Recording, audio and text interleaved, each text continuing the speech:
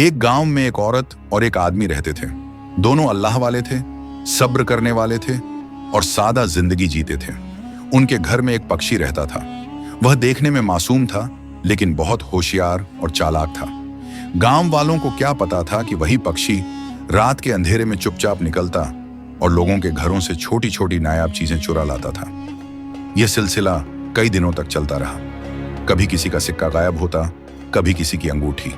गांव में बातें होने लगी, जरूर कोई चोर आ गया है, रात को कोई घरों में घुस रहा है। उसी गांव में एक दरवेश रहता था।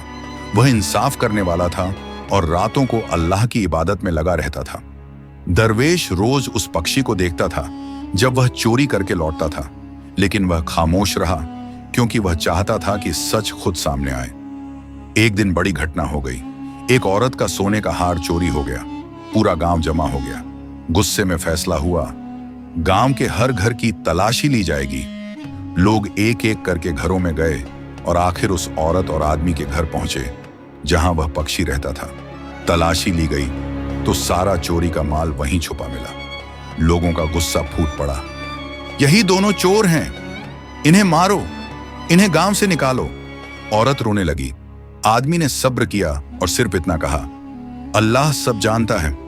तभी दरवेश आगे आया और बोला, मुझे सिर्फ आज की रात का वक्त दे दो, सुबह तक सच खुद सामने आ जाएगा।